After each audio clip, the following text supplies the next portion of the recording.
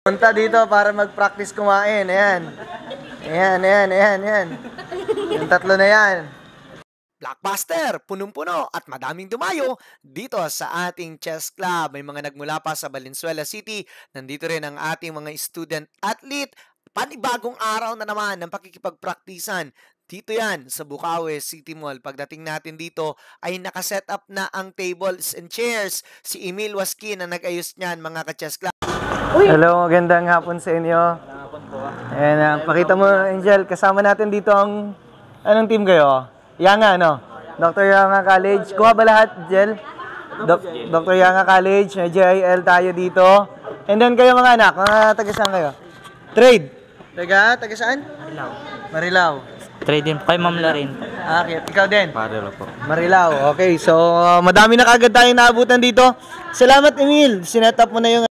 Sinimulan na nga naming iset up ang mga kagamitan katulad ng chess mat and chess clock. Nakakatuwang isipin mga ka-chess club dahil habang tumatagal at habang dumadaan ang mga araw ay paparami ang pumupunta at dumadayo dito sa ating chess club. Samantalang nung bago at magsisimula pa lamang ako, hindi ko alam kung may tatangkilik at susuporta sa ganitong gawain. Pero sabi nga nila, paano mo malalaman ang isang bagay kung hindi mo ito susubukan? Sana'y patuloy pa ninyong suportahan ang ganitong gawain at samahan ninyo ako sa kung hanggang saan tayo makakarating. Nagbigay na rin tayo ng kunting tutorial dito sa mga kabataan, lalo't na't nagpe-prepare sila sa paparating na mga DepEd chess competition. Bumisita dito sa ating chess club. Pangalan? Aizelin Natalia po. Coach Sherwin. Sir, taga saan pa po kayo? Valenzuela. Valenzuela. Saan kayo nag-aral? Nuestra Señora de Guia Academy. Ilang NSDGA po. Anong grade? 5. Grade 11. Saan yung mga papalapit na competition ninyo? Division meet. Division meet po. Shout out po sa mga kaibigan ko na dapat kasama ko ngayon. Ano po, Jasmine, Kiara, Penelope, Dara. Ano po, shout out sa Legacy Chess Philippines. Membro ka ba ng Legacy? Coach po. Isa sa mga coach ng Legacy, sir?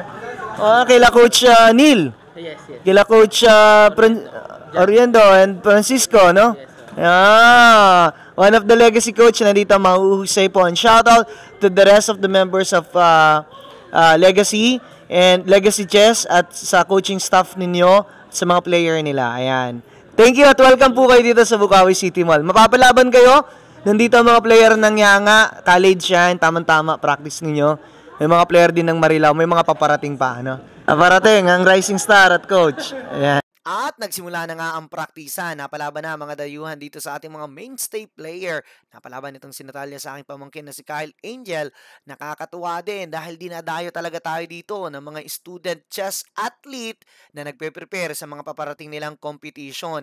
Nakakatuwa din mga chess club dahil nagiging breeding ground na itong Bukawi Chess Club dito sa Bukawi City Mall ng mga kabataan na gustong matuto at gustong mag-improve sa paglalaro ng chess.